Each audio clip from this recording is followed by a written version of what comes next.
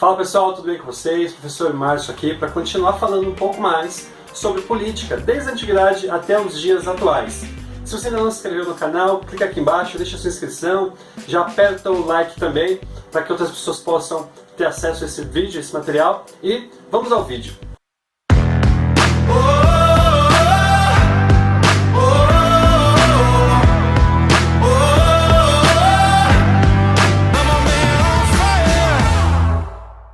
Na primeira aula a gente viu então um pouco sobre o pensamento de Platão e Aristóteles, sobre o pensamento político, sobre as ideias desses pensadores. A gente viu que em Platão o objetivo de buscar uma política que fosse mais justa e que atendesse, obviamente, a maior parte da população passava pela ideia do rei filósofo, aquele que tinha maior sabedoria e que, portanto, agregava aí uma série de habilidades e competências que fariam com que ele fosse um bom governante. Na visão de Aristóteles, o que era mais importante era que a população pudesse, na sua grande maioria, ter uma vida boa e feliz. E aí então, uma visão de uma política que buscasse a equidade, a justiça social de uma forma mais abrangente. Ok, descendo um pouco mais na linha do tempo, ou avançando no caso, a gente vai ter também aí dois grandes pensadores, no finalzinho da filosofia grega e no início da era cristã, Sêneca e Cícero, que vão discutir aí, vão pensar propostas de que o bom governante, o rei, seja um bom administrador. E aí nós vamos ter uma série de questões para fazer em relação a isso. Por quê? Porque um bom gestor, um bom administrador, nem sempre não está muito preocupado com o exercício da justiça, portanto não tem aí um viés moral de governança. É uma preocupação em manter as estruturas do reino, as estruturas do seu governo, mas nem sempre vai beneficiar a grande parte da população. Então você tem essa visão também. Bom, então a partir do século V, a gente vai ter então uma nova mudança de paradigma, uma nova mudança de ideia. Por quê? Porque com a conversão de Constantino, imperador romano, a Igreja Católica passa a ser a religião oficial do Estado romano. Então os mitos gregos, a mitologia greco-romana, dá lugar à visão cristã. Os grandes templos dedicados aos deuses, Atenas, Apolo, Afrodite, passam agora a serem templos dedicados à veneração cristã.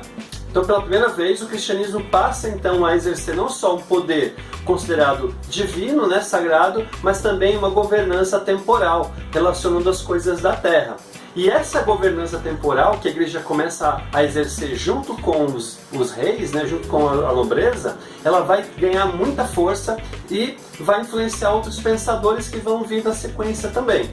Um deles é aquele que vai se estabelecer como uma das principais influências da escolástica, que é a segunda metade do período medieval. Na escolástica, esse grande pensador, nós vamos falar de outros, mas especialmente São Tomás de Aquino, ele vai então construir toda uma argumentação para justificar o poder do rei como sendo um poder divino. Então, uma das expressões muito utilizadas nesse contexto é que todo poder emana de Deus. Aliás, teve uma fala muito parecida como essa, que o Cabo Daciolo, um dos candidatos à presidência em 2018, usou e que inclusive queria que fosse alterado na Constituição, onde diz que todo poder emana do povo, ele queria que fosse alterado dizendo que todo poder emana de Deus. E como é que Tomás de Aquino vai fazer então essa defesa do poder absoluto como sendo um poder divino? Primeiro ele vai alegar, ele vai propor que a gente precisa entender qual é a vontade de Deus, qual é o desejo de Deus. Como é que a gente sabe o que Deus quer para a humanidade enquanto uma governança? A gente tem aí então alguns princípios básicos, que é a lei eterna de Deus. Então o que seria essa lei eterna? Ela se manifesta de duas maneiras, segundo a concepção tomista, a concepção de São Tomás de Aquino. A primeira delas, a lei eterna de Deus se manifesta através da lei divina que está na Sagrada Escritura. Então nós, ao lermos as Sagradas Escrituras, a Bíblia Sagrada, a gente tem ali qual é a vontade de Deus. E na própria Bíblia a gente sabe que tem várias explicações ou vários trechos onde fala-se então sobre a figura do rei, que é da vontade de Deus. Inclusive Davi foi um dos grandes reis de Israel, Salomão considerado o maior deles, Então, segundo a Bíblia, que é uma das bases, inclusive utilizada na escolástica como fundamentos da verdade, veja só, nesse momento a Bíblia é considerada um dos critérios para se buscar a verdade, lá está o desejo de Deus que exista um rei.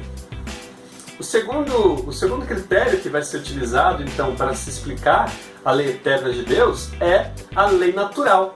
O que seria a lei natural? Tudo aquilo que acontece na natureza e que, por consequência, se é natural, se existe na natureza, é a vontade de Deus.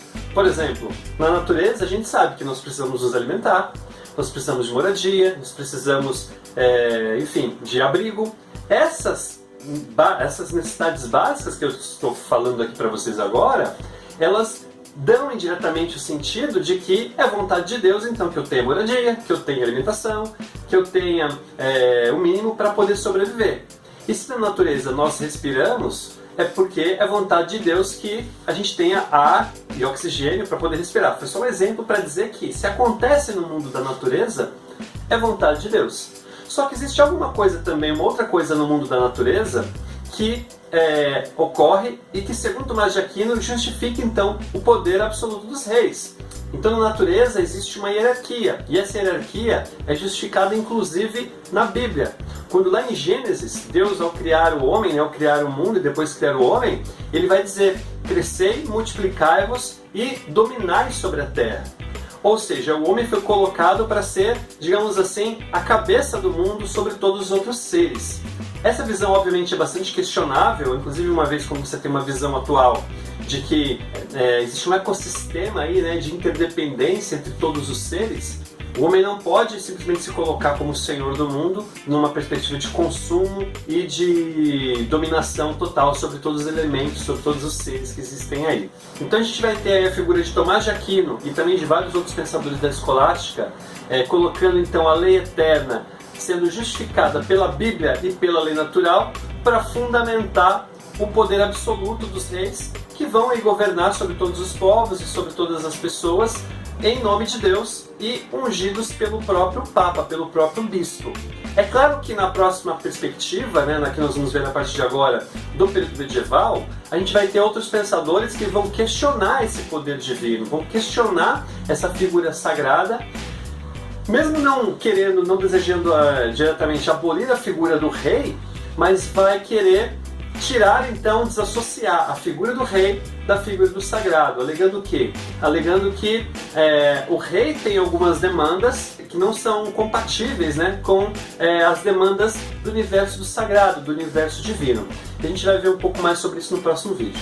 Então, se você assistiu até aqui, se você gostou dessas ideias, dessa construção sobre a questão política, sobre a questão das formas de governo no mundo, desde o período antigo até a modernidade, dá um like aqui embaixo, clica aqui. Se você ainda não se inscreveu, se inscreve e compartilha esse vídeo para que outras pessoas possam ter acesso a esse conteúdo também.